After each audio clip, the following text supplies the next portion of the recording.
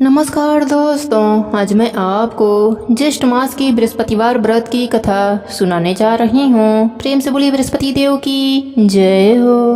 प्राचीन समय में एक बहुत ही निर्धन ब्राह्मण रहता था। उसके कोई भी संतान न थी। ब्राह्मण नित्य पूजा पाठ करता। वह स्वभाव से दयालु तथा धार्मिक विचारों वाला व्यक्ति था, परंतु उसकी पत्नी बहुत मालिनता के साथ रहती थी। वह न तो स्नान करती थी, न ठीक से कार्य करती थी। अपनी पत्नी की ऐसी आदत के कारण ब्राह्मण देवता बहुत ही दुखी रहते थे। वह अपनी पत्नी को बहुत समझाते, किंतु उसका कोई भी परिणाम न निकलता। भगवान की कृपा से ब्राह्मण की स्त्री को कन्या उत्पन्न हुई। वह कन्या ब्राह्मण के घर में बड़ी होने लगी। वह बालिका प्रातः काल ही स्नान करके भगवान विष्णु का जप करती, बृहस्पतिवार का व्रत भी करने लगी।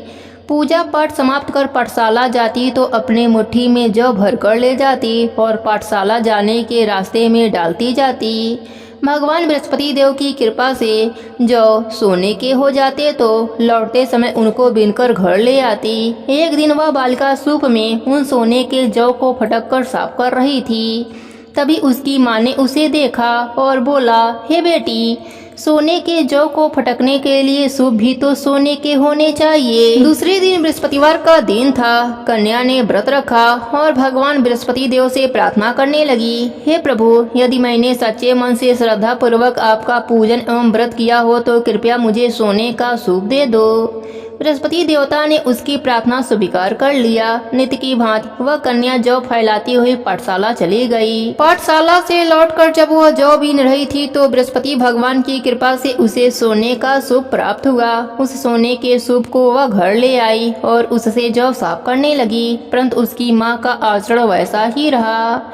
एक दिन वह कन्या सोने के सूप में जौ साफ कर रही थी। उसी समय अचानक उस नगर का राजकुमार वहां से होकर निकला। कन्या के रूप एवं कार्य को देखकर राजकुमार कन्या पर मोहित हो गया। राजमहल लौटकर राजकुमार अन्न और जल त्याग कर उदास होकर लेट गया। राजा को जब अपने पुत्र द्वारा अन्न जल त्यागने का समाचार ज्ञात हुआ तो अपने मंत्रियों के साथ वह राजकुमार के पास गए और बोले, हे बेटा, तुम्हें किस बात का दुख है? किसी ने तुम्हारा अपमान किया है अथवा कोई और कारण है? मुझे बताओ, मैं वही करूँगा जिससे तुम प्रसन्न हो जाओ। राजकुमार ने अपने पिता की बातें सुनी तो बोला, आपकी कृपा से मुझे किसी भी प्रकार का कोई कष्ट नहीं है। किसी ने मेरा अपमान भी नहीं किया है, परंतु मैं उस कन्या के साथ विवाह करना चाहती हूँ जो सोने के सूप में जौ फटक रही थी।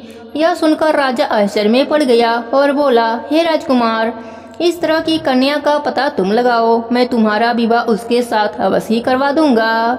तब राजकुमार ने प्रसन्न होकर राजा को उस ब्राह्मण कन्या के घर का पता बताया। राजा के आदेश पर मंत्री उस कन्या के घर गए और राजा का आदेश ब्राह्मण को कह सुनाया। कुछ ही दिन बाद ब्राह्मण कन्या का विवाह राजकुमार के साथ हो गया। घर से कन्या के विदा होते ही उस ब्राह्मण के घर में पहले की तरह निर्धनता वास करने लगी। अब भोजन के लिए अनाज भी बड़ी मुश्किल से मिलता था।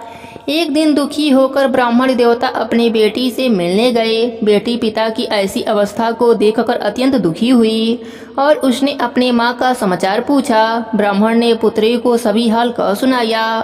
पुत्री ने अपने पिता को बहुत सा धन देकर विदा कर दिया। इस प्रकार ब्राह्मण का कुछ समय सुखपूर्वक व्यतीत हुआ, लेकिन धन समाप्त होने के बाद स्थिति पहले की तरह हो गई।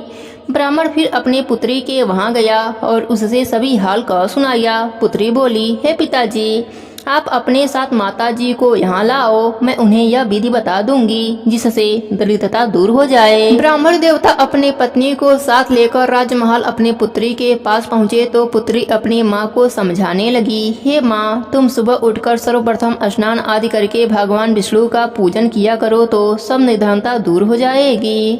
परंतु उसकी माँ ने उसकी एक न मानी। वह सुबह उठकर सर्वप्रथम अपनी पुत्री का बचा हुआ जूठा खा लेती थी। एक दिन उसकी बेटी को अपनी माँ पर बहुत गुस्सा आया। उसने एक रात एक कोठरी से सारा सामान निकालकर अपने माँ को उसमें बंद कर दिया। प्रातः कोठरी से अपनी माँ को निकालकर तथा स्नान आदि करा के पूजा पाठ करवाया तो उसकी माँ की बुद्धि ठीक हो गई। इसके बाद वह प्रतिदिन पूजा पाठ करती और प्रत्येक बृहस्पतिवार को व्रत भी रखने लगी।